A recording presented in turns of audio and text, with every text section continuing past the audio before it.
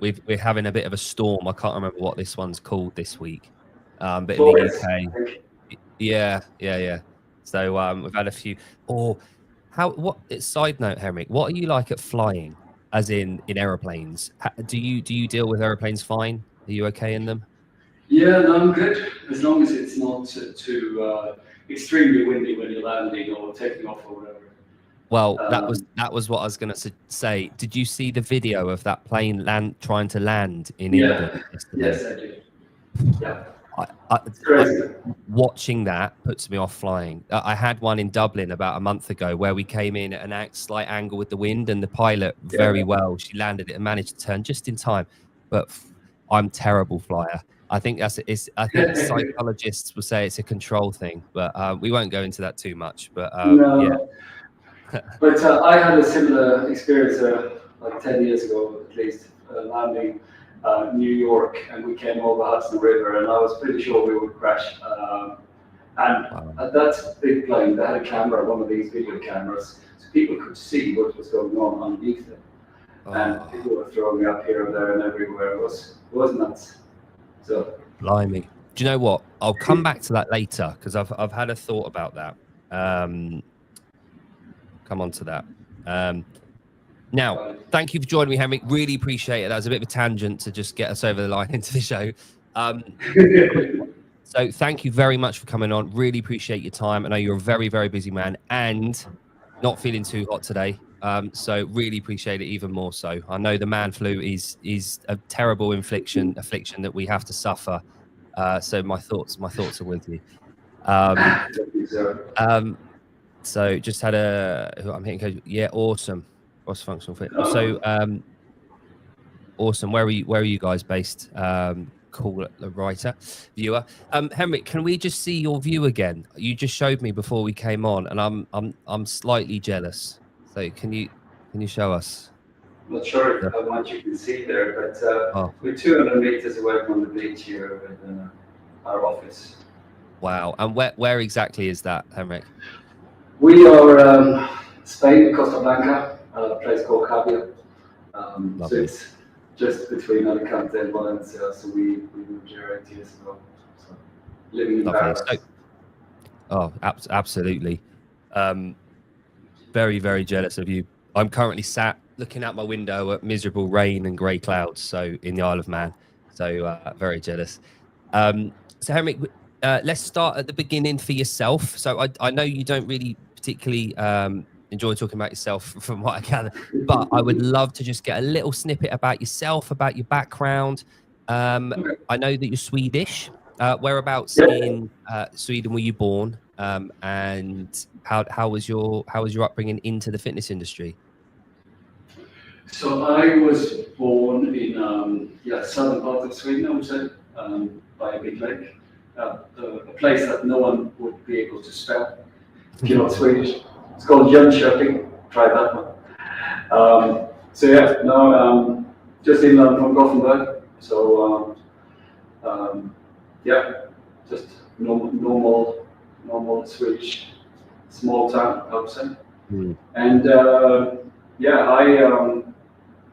my initial interest in this world was to become a sea researcher, marine biologist. So I studied marine biology for 5 years at the university. That was my career choice, and then I ended up swapping a little bit because I realized that entrepreneurship was even more fun, and I was better at that part. So I started my first dive shop in 1995, I think, a long time ago.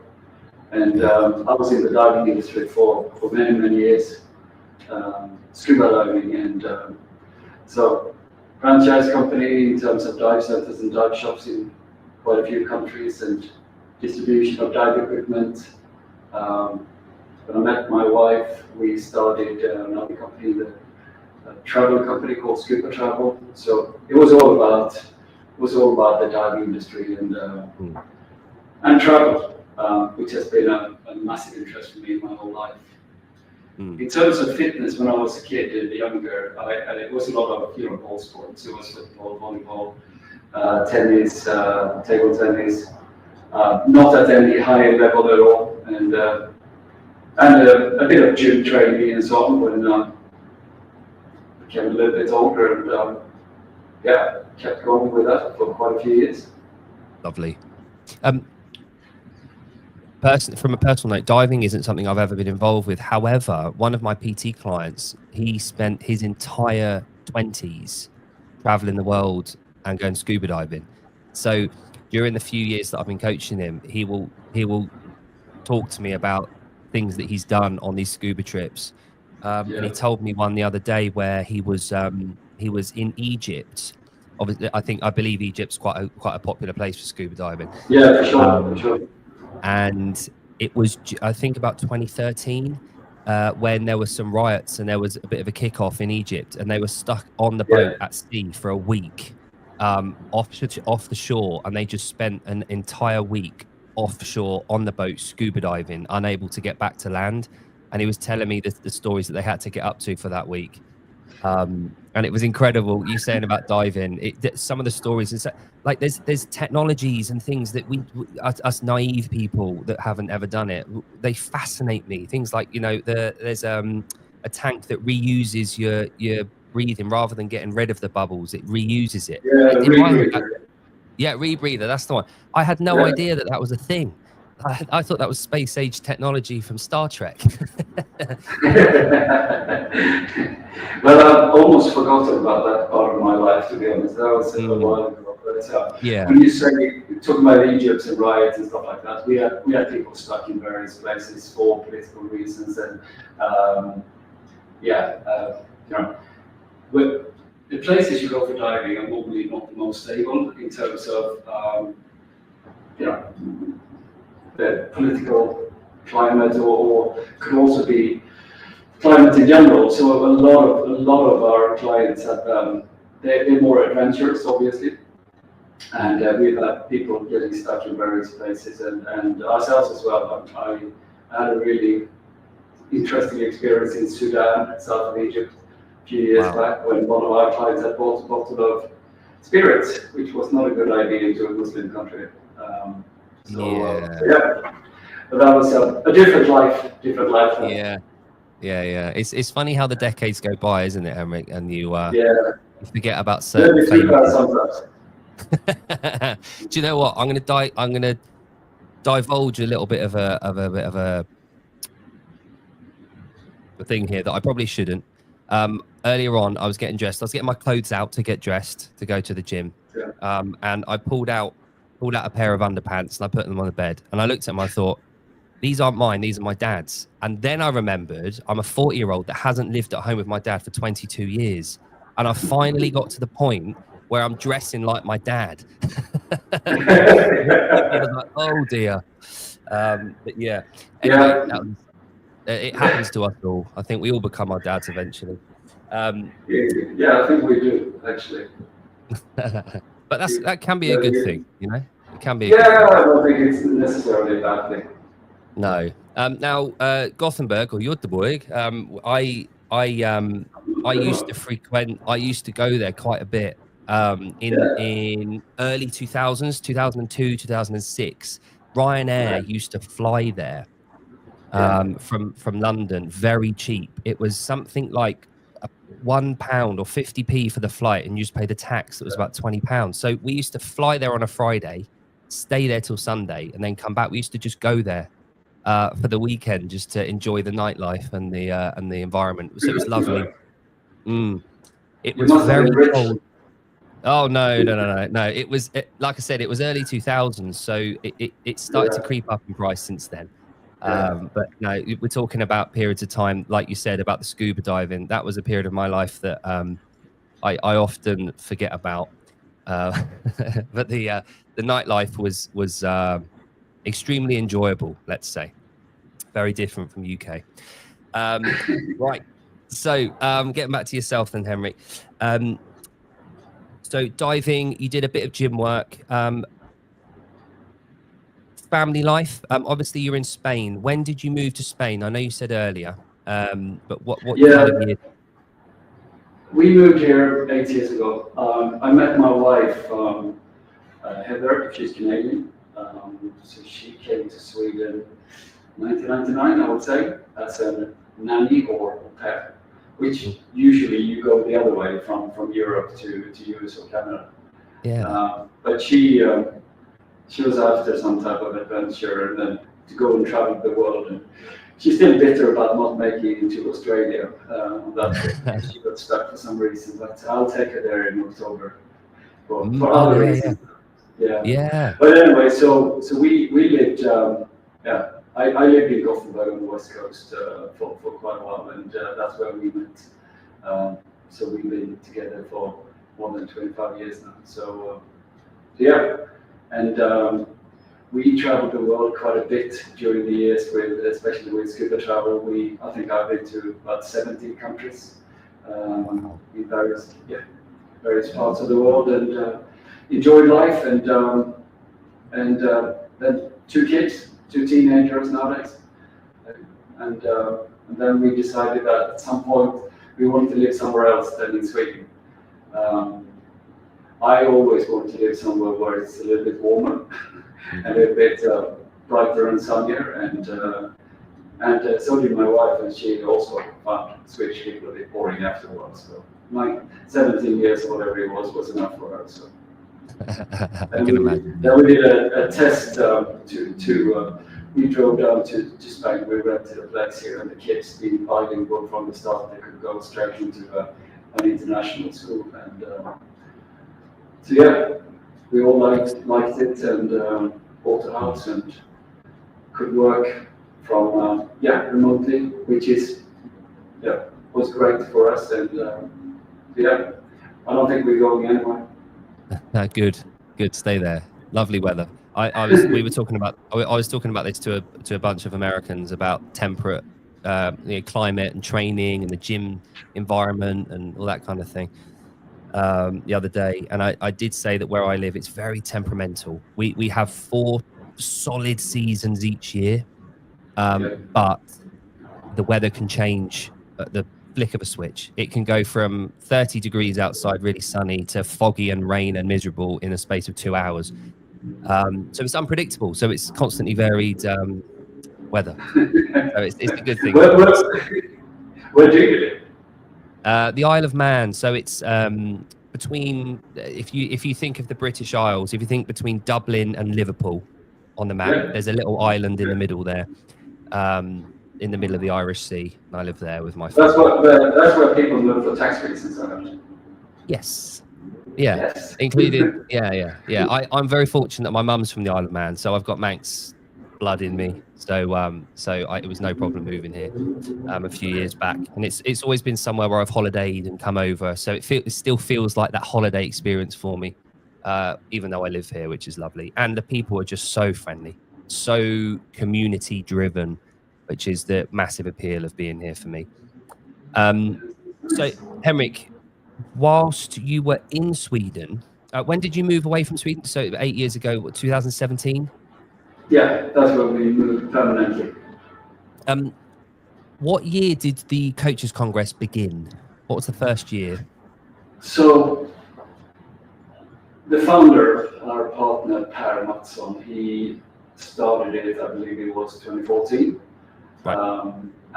So it's we've been around for 11, soon 12 years, and so he started that in Stockholm, and it was more of maybe more of an informal gathering where he invited friends and contacts within the independent gym industry, so to speak, and to meet up for a weekend, to network, learn from each other, have a couple of beers, and work out together. And so that was the start of it.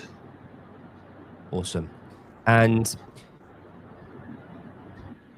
funny enough, I've always, like I said, I've got this thing about Sweden. I love Sweden. I used to go there a hell of a lot.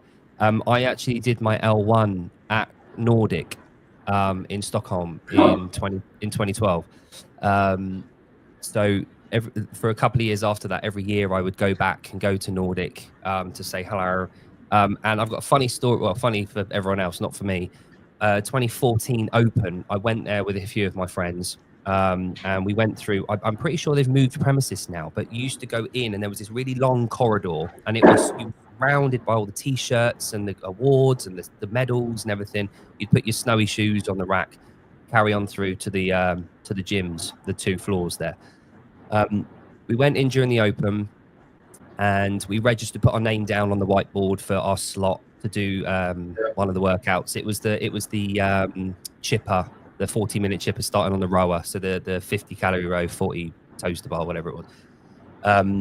And this young lady came up to me, a little bit younger than me, maybe a bit younger, started asking me where I was from and, you know, what I was doing, and asked me a question about wall balls. And I thought, oh, she's asking me, you know, I'm a level 1. I know what I'm doing. I run my own gym. I can give her some advice, talk to her. Half an hour later, she starts working out. And I quickly realized it was Bjork Oden's daughter, who was a games athlete at the time. And I had been half an hour before acting like the big man, trying to tell her how to move. And it was one of those moments I was like, oh no, it's like really embarrassing. But it was, I'll always remember Nordic, the environment, the way that they ran the gym, everything there was perfectly done. So the Swedish have got this really cool interpretation and value around CrossFit, and obviously legacy. So it's very obvious to me that something like Coaches Congress would come out of Sweden and make its way elsewhere around Europe and then the world. When did you become aware of CrossFit? I know obviously we're not just talking CrossFit with Coaches Congress, and we'll come to that in a bit, but when did you first become aware of CrossFit? So I would call it a midlife crisis.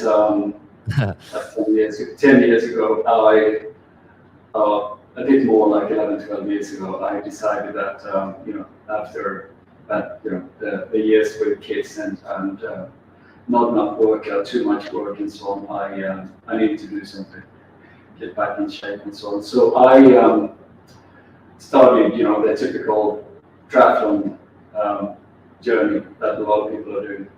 A lot of men are doing in their 40s, and so did I. And of course, when you do that, you have to start a company doing similar things. So we started another travel company, helping gym owners and coaches and so on to go traveling with their members of a gym or whatever.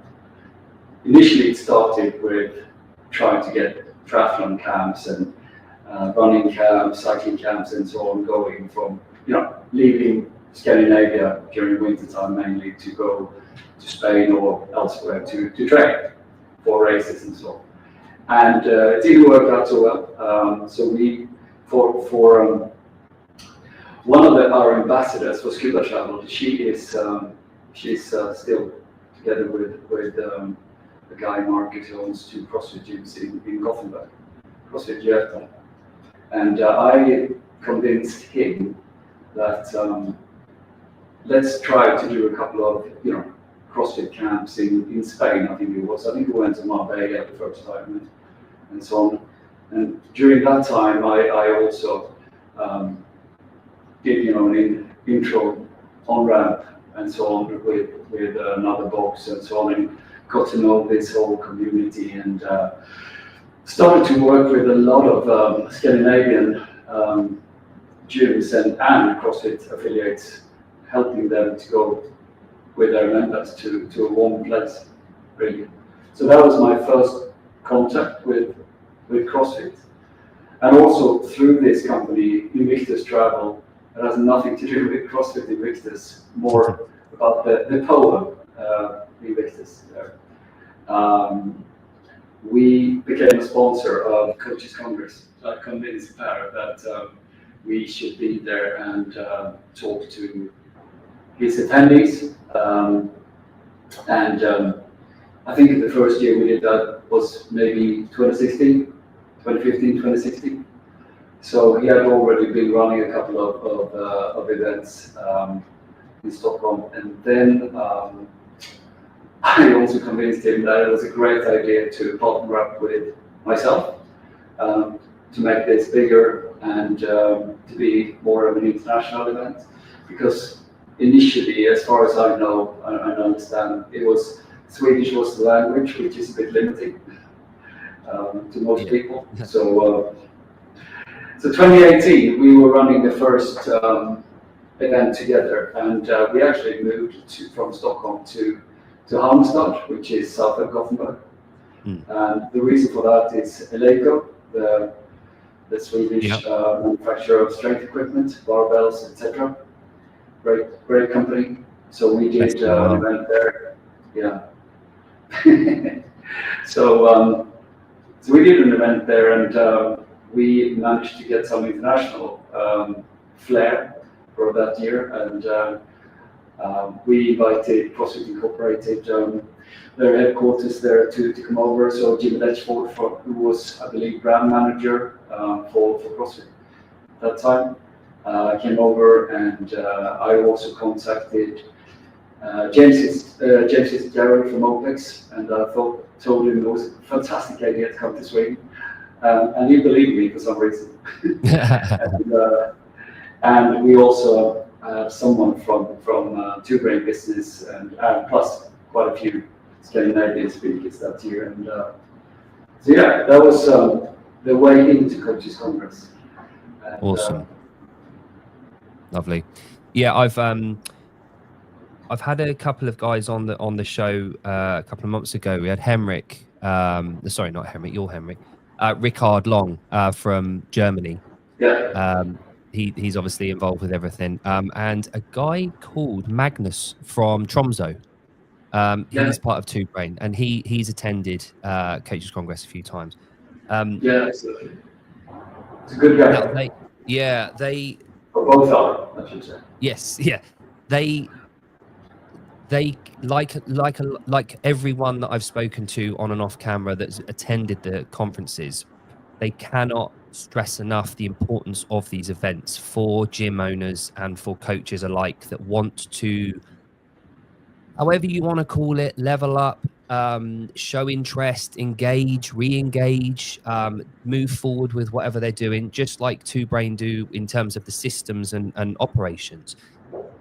The way that I see it, and I know that you say this, it's a no-brainer. Like you need to, anyone that's taking their gym ownership seriously and coaching seriously, events like yours are essential. They're a non-negotiable, in my opinion.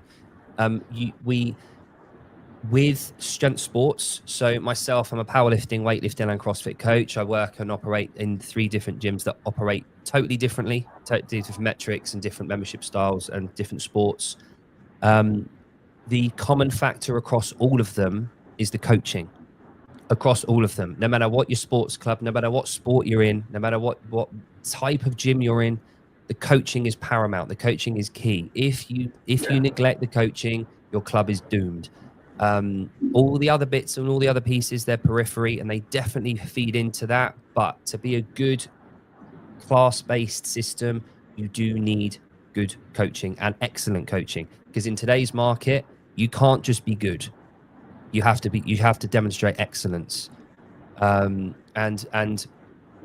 we'll come on to Coaches Congress into London, which I want to talk about a lot because I'll be obviously attending, so I can't wait for that. The evolution of Coaches Congress over the last, let's say post pandemic, so 2020 onwards. You yourself, your involvement, obviously, I understand that you're a facilitator. You organise the show and you put it all together. And I don't expect you to have absorbed all the information at every single event that anyone has talked about and spoken about. I don't expect that. That would be a very big job to undertake. What has the key message been at the evolution of the Coaches Congress over the last 5 years? Has there been a common thread between the type of attendee that you've had at the Coaches Congress since the pandemic? Have you seen a change in the type of people that are attending? Good question. I think we've always had very ambitious and motivated attendees. Almost all of them, they come for the education part of it. Or actually, that's what we want them to do. But yes, most of them come from that, for that reason. Some come for the fact that it's a fun event and you can get selfies with some high-profile athletes and coaches, etc. But I think we've always attracted the very motivated gym owners and coaches that would like to develop their skills and in terms of running their businesses or become better at whatever type of specialized coaching or general coaching, etc.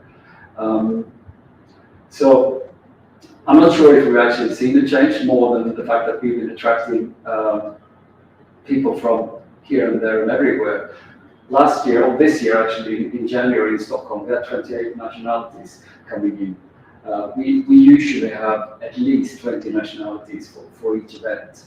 So either, even if an event is in Stockholm, yes, there's a lot of Swedish people running around and Scandinavians, Nordic, but also it attracts a certain type of people that really want to develop their skills.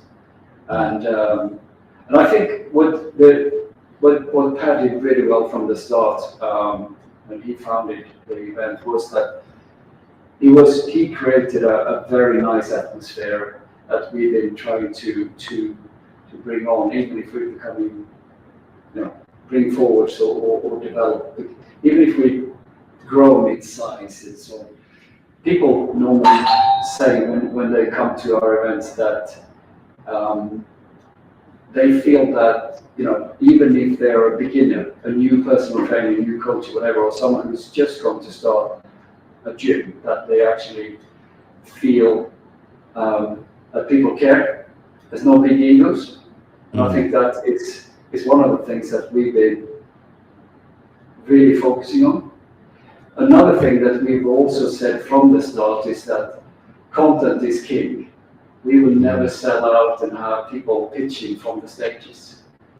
We've had a couple through the last 10 years that have been trying to do it, and obviously that doesn't go down well. That's not why people come. They come to learn. Yep. So I think our focus on great content, the learning side, has attracted a certain type of coaches and gym owners. So I'm not sure if that has changed. Yeah, I think so two things with that. So I think how you've explained the environment and the community that do attend the Coaches Congress, the environment that you've set up and the way that you educate is exactly how we want the coaches to do in the gyms. Yeah, we want to be empathetic. We want information. We want to make it fun and enjoyable. We want people to attend. We want people to engage, and we want people to ask questions. It's exactly what we're after on the gym floor. So it makes perfect sense that the people that are attending are the ones that get that, and they're the ones that are willing to be put in a position where they're learning, and they go in there and wanting to learn and ask questions and educate themselves. They're the best type of people to have in the gym. The people that are coming in and wanting to learn. And I guess, the people that do stick around in the gyms and feel engaged are the people that feel confident that they can ask questions and learn on the gym floor. Because we all know there's a big difference between going to the gym to learn and to get better and just to tick a box. And just like member clubs like CrossFit gyms, weightlifting gyms, powerlifting gyms, just like that, there is a barrier of entry with financial barrier of entry, because we want the people there that are going to invest emotionally, and we have to invest financially in order to get that emotional engagement. So it makes perfect sense. All of this that you've said about how the operations run, it makes perfect sense to me. Cool. And the other point was that the people that don't quite fit into that category, the people that are unwilling to learn, unwilling to listen, are just on the floor talking about themselves all the time, they're the people that don't make it in coaching. And unfortunately, they're the people that I see a hell of a lot of on the socials talking about themselves, videos of themselves training every day, talking about how well they've done. They're the athlete. They're the central part of their business. It doesn't quite reflect well into our industry where we are coaching groups or small groups, or and leading the way and trying to get other people better. I asked a question to a few people recently, including Greg Glassman, Daniel Chaffee, who's a good friend of yours as well. Daniel hit the nail on the head, and no one's done it better yet. And I don't expect you to be able to do it better than Daniel, but. And bear in mind, we've had an exception to this over the weekend just gone. Can you give any reasons why the greatest athletes can't quite make it as the greatest coaches? That there's something missing generally, and do you think that can be addressed and changed?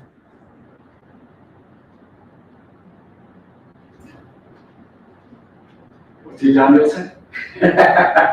He said one word. No. Put it this way. I can imagine that as a high-level athlete, you have to be self-centered and maybe have a big ego, just focusing on yourself, rather than being the empathetic person that you need to be a great coach. I know that is not a fantastic answer, but that's the only thing I can think about. To be honest, I think people can change, absolutely, but yeah, it all depends on how. If you know that you are that type of person and you're focusing on becoming the best athlete in the world, but you have the insights, you see that in yourself, you can obviously change and become a different person after, if you want to become a coach. But yeah, no, that's the way my best guess. Yeah, and you've said you've essentially said the same thing. So Daniel's answer was selflessness. That's the thing that coaches have that athletes don't. Yeah. Selflessness. He said it one word, and then he went off, and it was, but the first word nailed it. Right? You've basically he's very good at talking. He's very good, and he's one of those people that just talks, and then everyone just goes quiet and listens. He's the expert that we all kind of listen to and admire. We owe him a lot. He's been opening so many doors for us along the years. Someone online yesterday asked a question on a Instagram story about, and this took me a long time to answer the second part of it. It was what one person embodies CrossFit for you. And I sat there and I thought, and I asked my wife, and I said to her, because obviously she's less involved with all of this. She attends CrossFit. She's been a CrossFit coach, affiliate owner, and with me for a long time. But I said to her that, and she said, at what level? And I said globally. So who epitomizes CrossFit for you? There's no one person. We've pre-2020, people probably would have said Greg. People would have said, who embodies CrossFit? Greg, probably. Maybe some people that prefer the sports side of it would say, yeah, there's the other answer that my wife said, Rich Fronin. He embodies CrossFit at all levels of that pyramid. He's all the way down. He's a gym owner. He's a programmer, blah, blah, blah. He's won the games. Good guy. But my answer, so I couldn't give one answer, but I had to give two answers. And the question then went on to who's done the most for CrossFit over the last sort of 5 years. Who's done the most for CrossFit? Who does the most for CrossFit? And my answer was twofold. It was one, behind the scenes and public facing. They're two different sides of CrossFit. And my answer for everything behind the scenes, the one person, is Daniel. He does. Everyone that I've talked to knows him and has had nothing but positive interactions, and they always say the same thing. They owe him a great deal of debt. And it's always that one person that does all that. And so that's behind the scenes. Public facing, for me, the only one person that I can think of that still symbolizes CrossFit, generally speaking, is Dave Castro. And the reason for that is because he not only does he get involved with the games, he's the games director, but he also embodies the rest of the pyramid to some degree. He trains CrossFit, he talks about it, he talks about his nutrition, talks about training, he drops into affiliates, he does all of that kind of thing. Sorry, I went off on a massive tangent there. I just, from that side of perspective, and also he's obviously a very good coach. He's been seminar staff, he led the way, he's done all that, so he's part of that. Now, let's move away from CrossFit. Yeah, can I just say what my answer was on the same story? I'm pretty sure that we talk about the same one. I answered Daniel Sheffield both. Oh, amazing. How good's that, eh? That's good. I like that. We'll see more from that account, I think, to coming soon. So let's move away from CrossFit for 1 second then. So Coaches Congress isn't just about CrossFit. It's part of it. And the aspiration for Coaches Congress, I believe, is to bring in and grow incrementally on top of everything you've already done and bring in leaders from other sectors and other parts of our fitness industry. Was there a conscious effort to do that at any given point, or has it just always been the way? I think it's always been the way. Well, initially, the first 5 years, maybe longer, it was a lot harder to actually work with CrossFit, to collaborate in any shape or form, because they didn't really want that. So I think the way we put it into words was micro gyms or independent gyms or coaching gyms where people are being coached, not access gyms. That would be our target group. And we were forced to use another word than CrossFit, even if we would have been just CrossFit gyms too, obviously, for that, brand protection. But so I think we always spoke about micro gyms, and then we've been developing that side, and we're agnostic when it comes to training methodologies as a brand, as a company, as a congress. We believe that we believe that CrossFit is a great way of getting the world fitter and more healthy. But there are a few other ways too that actually align very much with what we believe in, and so that's why we will. If you look at our events, we have a big percentage. There are CrossFit affiliates, but we also have similar style of gyms, functional fitness style of gyms. We have strength and conditioning. We have strongman gyms. We have PT studios, where it's all about the coaching side of things, rather than just giving people access for 15 euros a day or a month or whatever. So that style of gyms and coaches and personal trainers that have that high ambition of really coaching people in the best way, that is our target group. Does that answer your question? Yeah, for sure. And I think so I'm talking about the UK market here, because obviously it's where I am. So it's what I can talk on a lot. As an example, so weightlifting, so British weightlifting and British powerlifting, amongst other sports like GB rowing, over the last 20 years, have had an influx of athletes and participants via CrossFit gyms over the last 20 years. They have boomed. Up until the last 5 years, I'd say up to 18, 19, British weightlifting as an example, I'm a British weightlifting coach, I'm a national coach, the organization wasn't there, the structure wasn't there, it was still done on paper. It was the booking a course, the website was rubbish. There wasn't this uptake. It was very lacking a lot.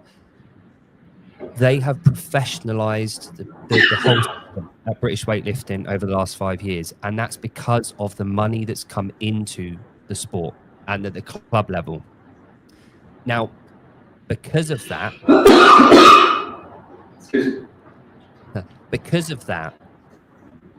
there's all of a sudden this big demand at weightlifting gyms for coaches to step up, to get a lot more efficient, to get systems in better place, to understand how to coach different groups, to how to understand how to actually work and operate at a gym, rather than just turning up, putting your lifting shoes on and lifting with other people and telling them that they're, bending their elbows too early, or their, heels are coming up too early.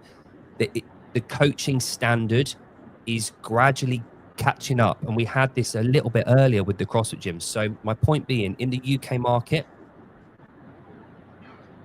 British weightlifting, British powerlifting, strongman is still years behind, even though it's been going since the 70s as a sport, on TV. It's still lacking behind. And I think what you guys are doing and what you're trying to do and what you're trying to elevate is the level of coaching across the board, across all the strength sports and the micro gyms where we coach. It's so important. And I can see a really bright future for all the micro gyms if they take the time and invest in events like yours. And it's so damn important. And I'm going to do my absolute best over the next couple of months to really push that hard. And to try and get as many of my colleagues from the UK and abroad, but especially from the UK, to travel to London. I want to come onto the London event because it's something that I'm obviously passionate about and is, my nearest one, and I'll be attending. I will pull up the website just now. Now, how many years have you been presenting in or having the Congress in London? So this will be our second year.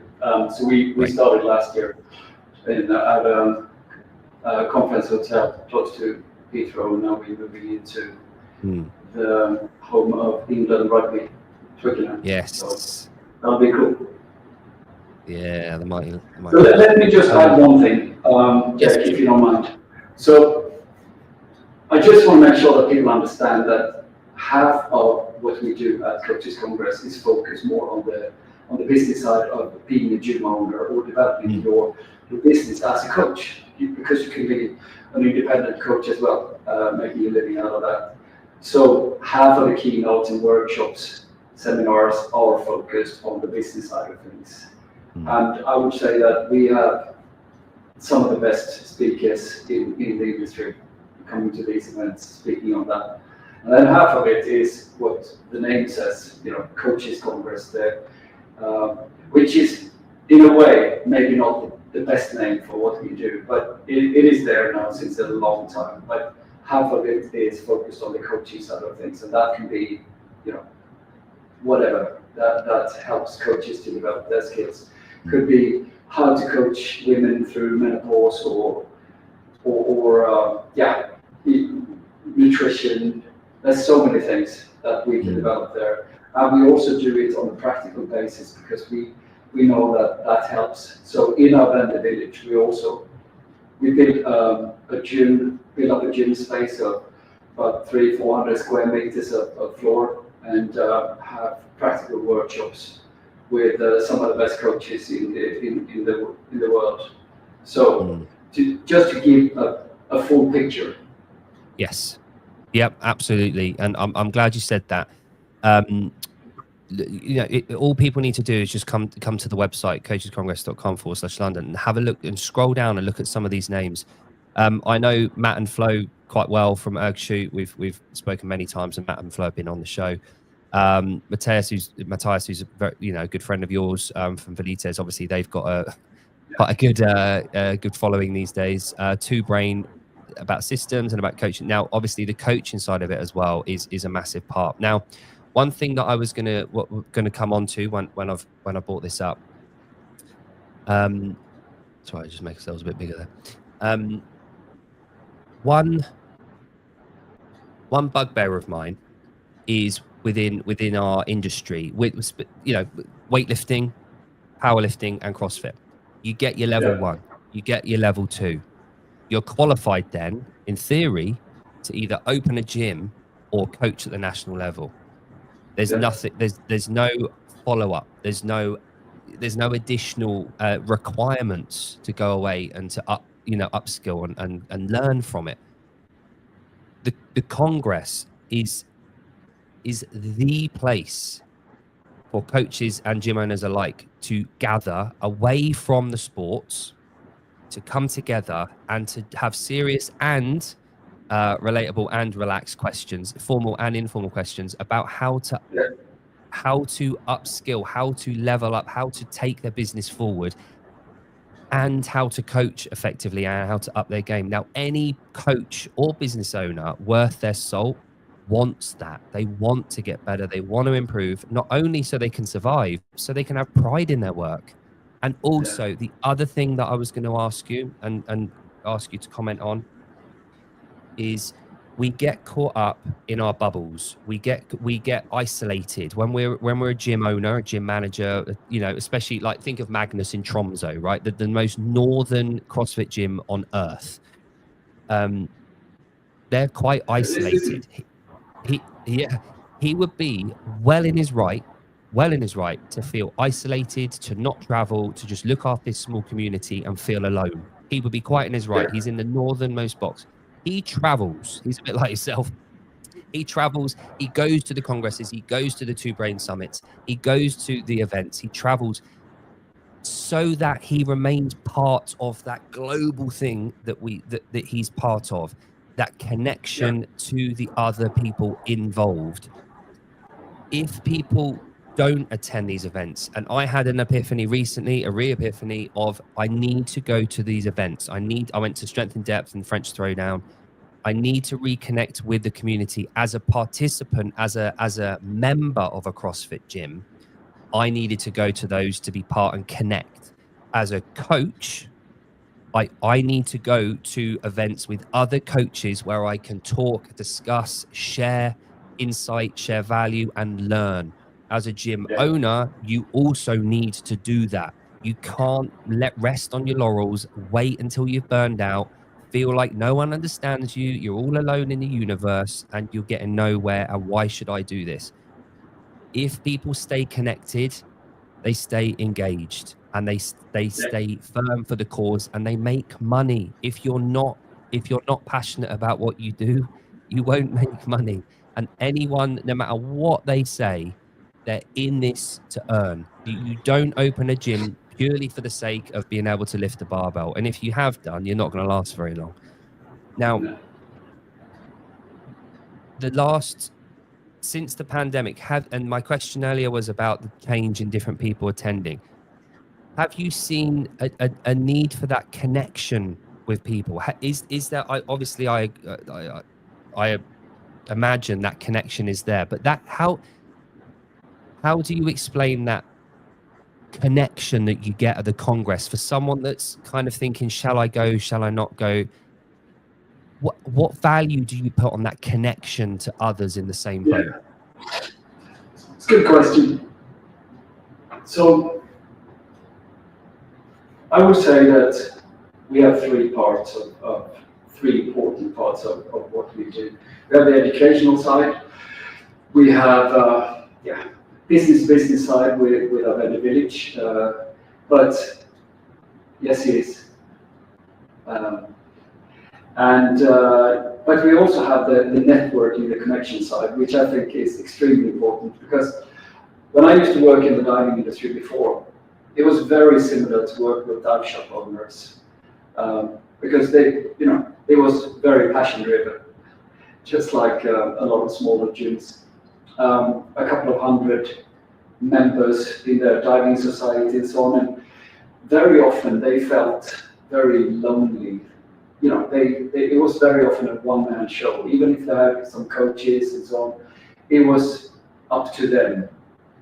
Instead of having a strong business partner or similar. So I've heard from so many coming to our events that one of the things that they appreciate the most is the network that they built there. So they stay in contact after, they meet, they go to the next one, meet up again. They help each other, they share experiences, they share success, failures, all of that. I would say that to quite a lot of our attendees, that's maybe even more important than the educational side. And I love that side of things. We're aiming to build a global tribe of gym owners and coaches. That's what we are growing towards. And I love that. You're absolutely right. And one thing that I've talked to my friend John, who's in the chat at the moment. I run another show with him, and we talk about, it's called Outside the Box. It's about the other industries outside of CrossFit that can feed into CrossFit, and we can share ideas and values. Things like weightlifting, powerlifting, rowing, all different types of strongman, bodybuilding. We certainly see the value in it. One thing that I see a lot of, and we've talked about, is the disengagement specifically with CrossFit over the last couple of years has come from that tier, that bracket within the CrossFit ecosystem. It's the gym owners. We need to re-engage them. They're the missing part of the engagement with CrossFit. If we tackle that, we are on for a really good next couple of years. I think we're at a really good stage with CrossFit. Everything's starting to click back into place, and we're in a really good place to move forward. My take on it would be the gym owners, the people that need the coaches congress the most are the people that have been less engaged over the last couple of years, and that feeds into what you've just said. Once they've attended these shows, they will feel connected again. They'll feel part of what they are. The weightlifting coaches that I know are from the UK, from GB. The time where they meet up is after the event. So we'll go. I coached at Sid with the British nationals that were there, and I coached obviously on the platform. But then after that, I met up with all the coaches in the warm-up area. We sat down, we had a drink afterwards, and it was the time where we meet up and we share our feedback and our concerns and how well weightlifting is going at the moment. And I can't think of a better place to share across industries than the Coaches Congress. And what a venue you've got, like Twickenham, like that. For me, that's crazy. Like to have bad Twickenham, and then also obviously we've got there's the is it South Africa playing? Yeah, South Africa playing Argentina. Yeah. Yeah, they scared me a bit when they said, "Oh, by the way, there will be a rugby game that weekend." And so we saw it. We can invite everyone who's attending Coaches Congress to go for their. In my place, the first rugby game ever. Wow! Yeah, no, it's going to be fun. Oh, we're taking a 2-hour break in the afternoon on the Saturday for people to attend, and then we go back. Yeah, it's have you been to many football matches before, like soccer? Yeah, absolutely. Very different crowd. So I've heard. Yeah. So much nicer, I've heard, in terms of the rugby ones. And we're allowed alcohol. Not that we will be necessarily, but you're allowed alcohol at rugby matches. You're not at football matches in the crowd because of the what entails. But yeah, the rugby matches are unparalleled. So, Henrik, obviously, massive event coming at London. You've got some incredible speakers lined up there, and I saw, where is she? Heather was in the chat. Yeah, Heather was here. Then about very proud. We worked hard on this event. We're proud of what we can deliver. You've got some incredible speakers attending across all different manners and subject matters. Chris Cooper there, obviously from Two Brain. You've got that's big. They have been supporting us for many years now, so that's one of our closest partners. Excellent. And you've got like Fitness Genes, got coaches here, you've got other Two Brain. That goes without saying, that is an absolute A-list and very, very respected, educated people talking about subject matters that should matter to people that are, our coaches and gym owners. How do you see Coaches Congress moving forward over the next few years? Are you in a position where you're happy at the moment and it's steadily going to grow, or have you got anything different in mind for it? Yeah, no, it's a blessing and a curse when you're never happy, right?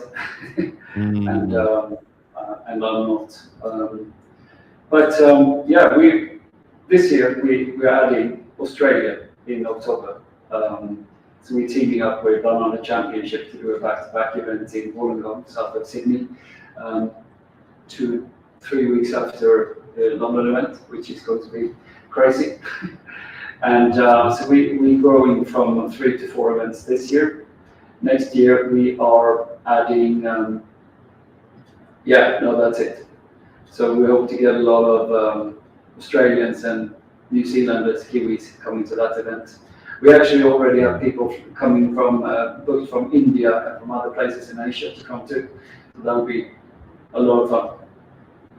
So I'll finally be back there in Australia. But yeah, next year we are adding another brand new event, which is going to be in Madrid. So just a few hours drive away from where we live. So we're pretty excited about that one because we are introducing simultaneous interpretation via AI to our attendees there, because we know that there is a language barrier for the market that we are looking for here. So we are aiming for the Spanish, obviously, Spanish gym owners and coaches, but also the French, Italian, Portuguese, etc. So that's going to be a lot of fun. They're crazy about fitness in this region and crazy about CrossFit and similar. So that's the 5th one, and we're in talks about doing a 6th one for next year. Wow. Adding US of America. So hopefully we'll be able to give people some great news about that soon. Oh, brilliant! Awesome. So yeah, that's the plan for next year, but you never know. I mean, we have been in talks with people in various places in Asia, Brazil, and so on. So let's see. Amazing. As long as we can help people and throw a great event, we'll do it. We keep growing. Brilliant. And Henrik, I can't stress this enough, how valuable what you guys are doing is. It's an essential part of what we need, and everyone will do their best to try and drive people there, not only for the benefit of themselves, but for their communities. The value that they take away and take back to their gyms and their communities is going to be priceless. So we'll do everything we can. Now, Henrik, you've kindly, very kindly, given us 5 tickets to give away for the London event, which is really kind. That's correct. We're gonna run that over the next sort of few weeks or so. So thank you very much for that. It isn't necessarily just going to be CrossFitters that we're going to get involved. We're gonna reach out and put it on socials. So viewers of the show, if you keep your eyes and ears open for socials, if you aren't already, please go and like and subscribe and have a look at the Instagram channel. Let me just pull that up a sec. That's a great question. Is there a bench press competition at the Congress, Henrik? Could be. Yeah, could be. We can do that. We can just bring a bench and just say how many reps at 60. Coach Corner Official, go and give them a follow. Have a look at the socials, guys, and keep an eye out for. I will obviously be on top of that if and when we have an American and any information coming out from an American event, we will obviously get you back on and we can have a discussion about that. But Henrik, thank you so much for your time. Your paracetamol is probably wearing off now after listening to me for an hour. But thank you so much. Really appreciate your time. And good luck. Yeah, thank you. And I really, really look forward to meeting you in London in October. It's going to be a pleasure. And again, thank you for everything that you've done and are continuing to do. What you do is an incredible service. It's invaluable, and it's helping to build and rebuild the communities in what we love doing. So thank you so much for doing that. Really appreciate it. Thank you. Lovely. Right, Henrik, I'll speak to you in a bit. I'm going to continue on for a little bit, but thank you so much for coming on, and I'll catch up in a bit. Cheers, Henrik. Thank you.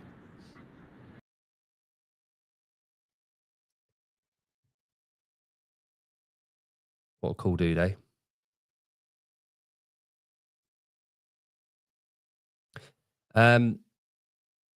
What we saying then, guys? Where are we? I did bring it up, Sean. We will get there. CrossFit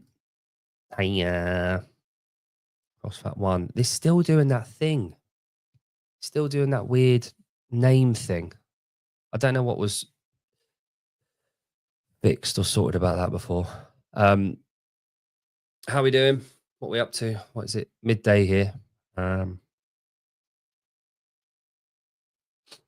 is only, that's what I mean. It's every time he's done an event. Every time they go away and they do an event, it fucks it up. And I don't know why. I don't know what that might be. 115, good night. Yeah, it was nice. Henrik's a cool dude, and he's not feeling very well today, and he's jumped on anyway. So mad props to him for that, because when I'm feeling shit, I do not want to be talking to people. But yeah, the event looks amazing. Here's a question for you. Got a question for you. Good. Ideas and good mornings. Good. If you had to pick one movement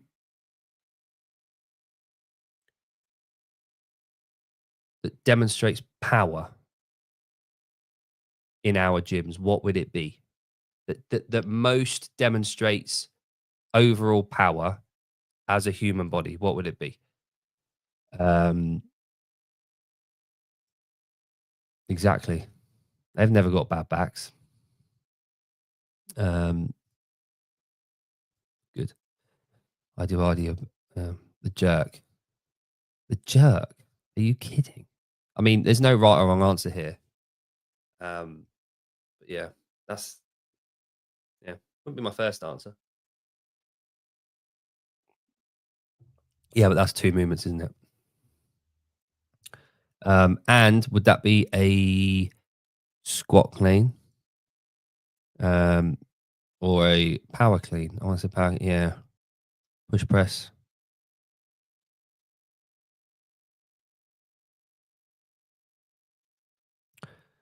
What about something like a strict pull-up? I think you're right. I think what about a thruster? What about a thruster?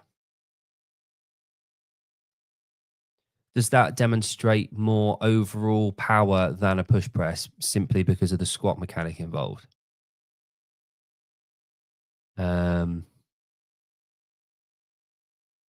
Yeah. Cluster. Yeah. That's sort of a complex though, isn't it?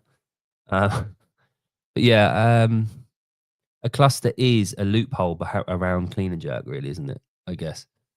That's a good one.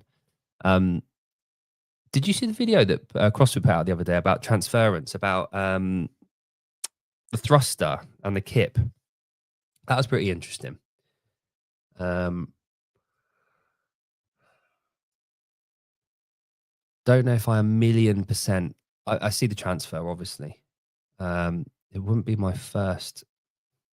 I think it was CrossFit training. It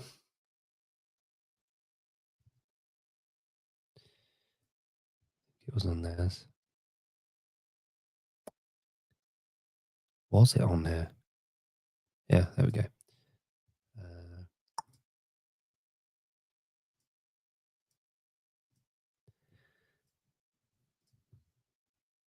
Complementary movement. The only thing that I see with that is that obviously we're after that tight position through the trunk. No squat mechanic is there, but that bottom up, the thrust from the bottom of the rep forward, I guess, is that glute and hip drive, isn't it?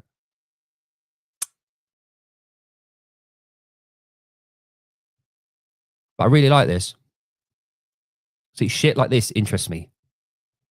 I hope it does you too. Turkish gut up, it's a reach. Whee! That's all they do in Turkey. Yeah. See, I'm thinking the reason the thruster is so revered is because it's so just maximal power and using like the entirety of the body, isn't it? Um, yeah. Well, chat GBD can fuck off. It's 2 movements. So let's go with the thruster, shall we? Power clean, yeah. It's probably the most utilized of our movements, isn't it? I guess. Yeah. Trying to remember the exact question. And I'm telling you this because I'll tell you why. As coaches, we've been asked this question at the gyms on the island by Dan, who's the head programmer and the owner, and it's a fucking great question. And we're every month we're going to do like a question that we give feedback on, and write a little bit on it and why we think about it. This is the kind of shit that gyms should be doing, right? Upscaling, making their coaches better.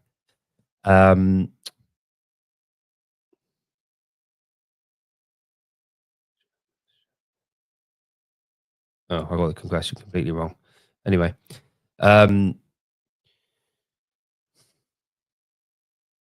which element of strength you find to be the most important?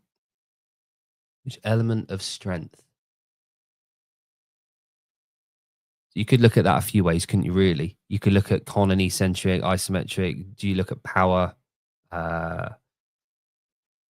Endurance is a style of strength. Like, what element of strength? No, there's no list of choices. It's literally fucking give us an answer in 500 words. This is brilliant. This kind of shit is awesome because it does make you think rather than just here's the programming, crack on. It's education. Yeah, static. Yeah, exactly. So an isometric hold in a back squat at 120% is fucking hard, especially for anyone that does low bar. That's one downside to doing low bar. Holds are shit. Fucking hate holds. And like the hold, you know, a hold on a ring, like go to the top, lock out on a ring hold. See how that feels.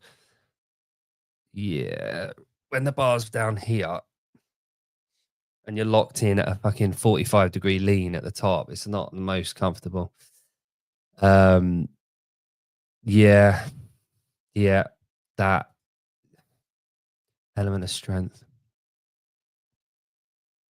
Mm.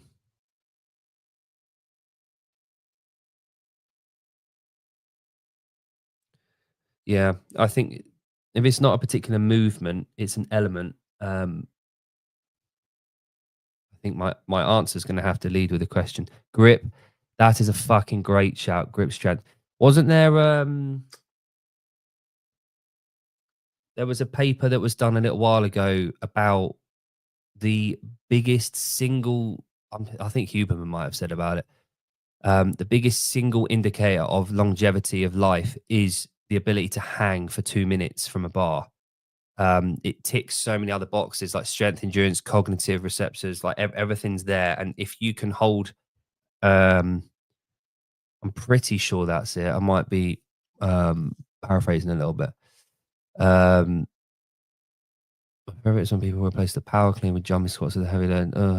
Yeah, totally fucking different. Planes, dear, planes, dear. Yeah, cool.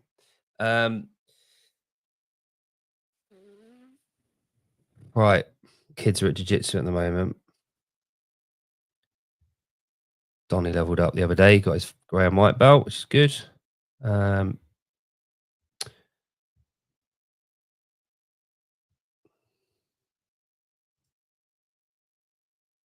Yeah. Oh, talking of Kalipa, one of the lads from the gym did the Kalipa challenge the other day, the 15 burpees EMOM, and did it for half an hour. Bearing in mind, this lad won the British Open, as in the UK Open, with Kringle in 2022. I think he won it. But he's fucking mustard when it comes to cardio and fitness and gymnastics, fucking everything really. He weighs about 72 kilos and he can fucking clean and jerk one. I think he got up to 165, as well as having an 18-minute 5K. But yeah, he did half an hour on the 15 burpee mom thing.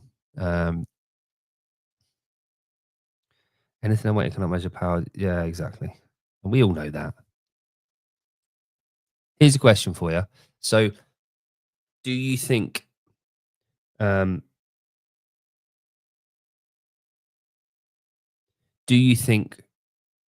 resistance training is utilized enough across the sports yet?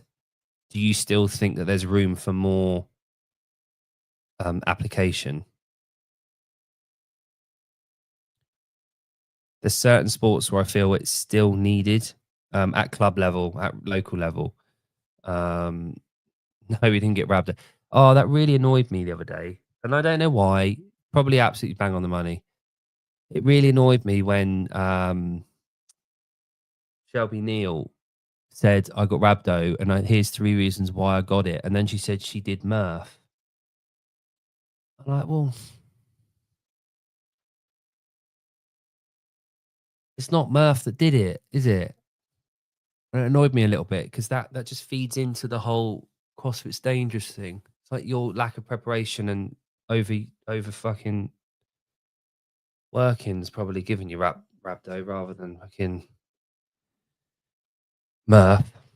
Again, it brings Murph back to what it should fucking be. It's a community-driven event that you go to the gym, you got a barbecue going out the back that you're going to dig into afterwards. You just go around with a mate, you chat about it, you reflect, you enjoy the community, and you do Murph that way. It's not fucking 3, 2, 1, go. World record attempt. Shouldn't be that way. No, the irony is here, Sean. The irony is she probably did. So fuck you. I did Murph. I didn't get rhabdo. None of the people that I know that did Murph got rhabdo. And there's a reason for that, is because they didn't treat it like a fucking test. They treated it like an event where they were part of their community. And this is the thing. And oh fuck, I forgot to say to Henrik.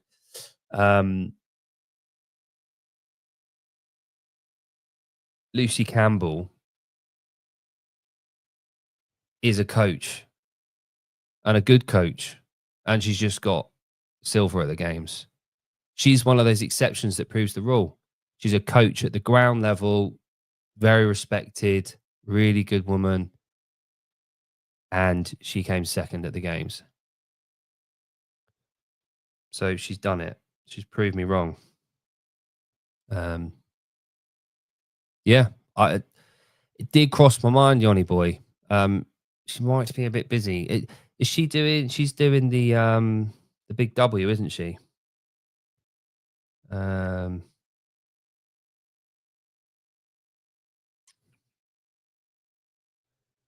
good, Jan. I just got your message. That's good. About Lauren. Fantastic news. Where we're at. Good. Anything you want to talk about? Been on for an hour and 10 minutes.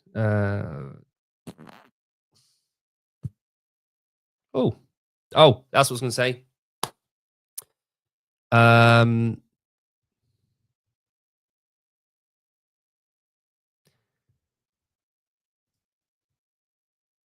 Where is it? Rising tides. Rising tides.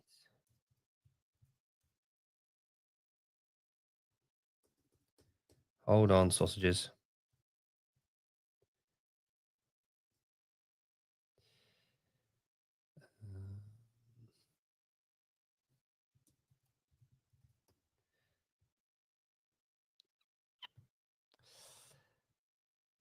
Why can't I find it? Jesus.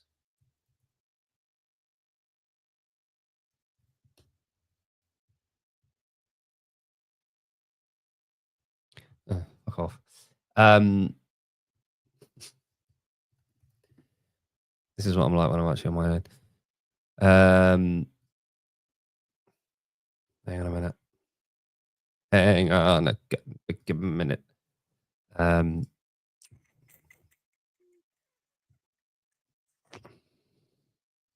Wait a minute. Here we go. Right. Boop, boop, boop, boop. Anyone European based? I know there's like one of you here. Confirmed. We got the Holy Balls and TDC oil incoming very soon on the website. So check it out. Rebecca's been across doing her thing at the games again. What a G. I am 100% going to be ordering some. They're not on there yet, obviously. They're coming back. So yeah, check them out. They'll be on soon. Right.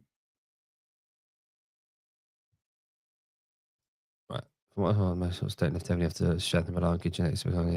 Yeah. Yep. Oh, hang on. Hours in the day, brother. Yeah, exactly. So I had the reason I said this.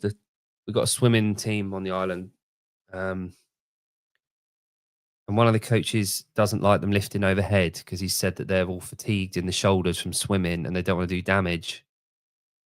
And the S&C coach in me thinks, well, that shows that they need to do more. They're not doing any, and they need to. But then their sport is swimming and they're in the pool a lot. So you got to sacrifice the time in the pool for the strength. I don't know. It's a tricky question to have to ask and to talk about because it's so ingrained in the culture of a sport like swimming. And obviously you got the 4 different strokes. Arms carry, so body weight for 60 seconds longer. Yeah. So arms carry, hanging from a bar. Grip. I think grip is a fucking good shout. I think CrossFit had it. Swimmers do have knowledge. Yeah. I mean, I can see why when you're doing fucking butterfly, think about there's a reason I don't do butterfly and CrossFit anymore. When I get tired, I'm not engaging the whole girdles and coming down. It's more of a flop.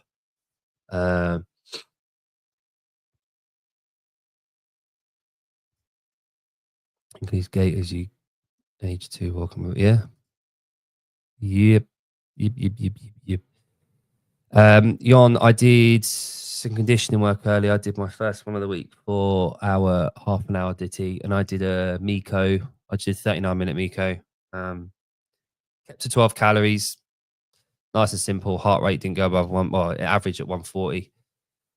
So 12 cal rest for 39 minutes. Yeah.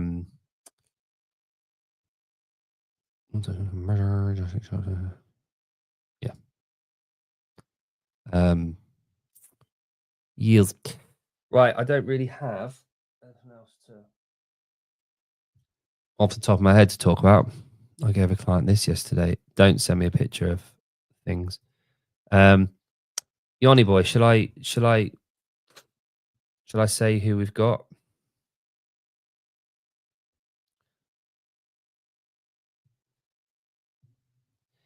Have a look. Did you speak to Jesus Christ? Our algorithm's awesome. Did you speak to Lauren directly from yourself? 8 minutes clock. 80-minute clock. Fuck off. 1K road times 3 with 90-second rest. So 1K if you keep to a 2-minute split. Obviously, you got 4.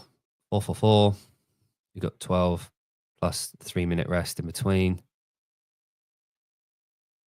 you got 15 minutes for that bit. 30-minute zone 2 run, so 45 minutes. 3 1K skis, so same again for me. Well, me anyway, that'd be the same as that. So you're looking at another 15 minutes. So you're looking at an hour. Remaining time run zone 2. So you've got half 20-minute run at the end. How about right? Cool. So 210 split on the row, 215. So about what, 20 minutes? 10 minutes run at the end, maybe? For him or her, whoever it is. They. I like them. But for me, like Miko should be utilized a lot more. That 40-minute domain, a little bit of rest, 3-minute varying intensities across the 3 bits of kit. I was thinking I could do a ladder, right? So Miko's ladder. Pick a number. Obviously you got your 10 rounds. For anyone that doesn't know what Miko is, it's row, ski, echo, rest. 4-minute EMOM for 40-minute or 39 minutes. And work your way around. I did 12 calories and it was taking about 30 seconds on each. It's 30 on, 30 off roughly. But I was thinking of a ladder. So if you knew, like I know that I can hit 18 calories on Miko in the last few rounds. It's tough, but we're getting heart rate up. So if you started off at 8 calories on the minute on the first round and then laddered it up so that last round's at 18, that would be fucking shit. But it would escalate because I think if you keep it static at the same numbers, if you're relatively fit and you're at a low number, the trick to Miko is find the calorie count that's going to challenge you tail end and allow for that gradual incline in RPE. That's why I love Miko. It's so simple. So simple. One workout that isn't used a lot is Fight Gone Bad. Do love a Fight Gone Bad. It's just the equipment in it for gyms. You can have a waterfall effect though. You have a 30-minute timer and just have people going through a waterfall approach. So you've got 6 groups, haven't you? So you just need, yeah. Anyway, boring. This is programming and coaching chat brought to you by Holy Balls. Steve, I've got some. You're probably not listening now, but if you're listening in the future, Steve got these printed. I haven't worn the black one yet. I've worn the vest. Tank tap. Haven't worn this one yet either, or the white one yesterday. That was good. Steve, I've got someone that wants to talk to you about getting printing services done, and also, actually, I might have a couple, so I'll get them in contact with you. Is Steve back from the US yet? I think so. Everyone else seems to be. Jon, we got to go to the games next year, boy. Rogue's going to be our testing event. Need ideas about what to do at Rogue. If we need any novelty, or we just walk around being dickheads talking to people. That'd be fun. Should we wear kilts, Jon, like everyone else? There's a Manx tartan. I could get that. It's got a bit of yellow in it, which is nice.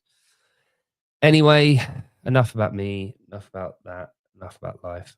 Go and enjoy yourselves. Savon's back, I think, at 3 p.m. today, our time. So in just under 3 hours' time. The schedule looks mental. I can tell you who we've got on this week, if you like. Please hold the line while I connect your call. Right, so where are we? What's the date today? 5th. We have got no, there's no show planned for today. Oh, there is. Yeah, CrossFit game. Jason Hopper's on today. So Hopper's on in a few hours. Greg is on tomorrow. Dallin Pepper is on Thursday. Jay Crouch is on Friday. And then the next show that Sevi has got planned is Lydia Fish on the 12th, which is Tuesday. Myself, I've got Gretchen Kittelberger from IF3 on Friday as well at 7 p.m. Our time, sorry. So that's after a couple of hours after Sevi's finished with Jay Crouch. And then I have got Matthias Hernandez, so the Velites CEO. So that's going to be well cool. I've got him on the 12th of Tuesday as well. So that is your schedule for the week coming up. Hope you've enjoyed the show. I hope you have a lovely day, whatever you're up to. Go train hard. Or not. Up to you. But do. Have a lovely day, guys. Thanks for joining me. And I will see you.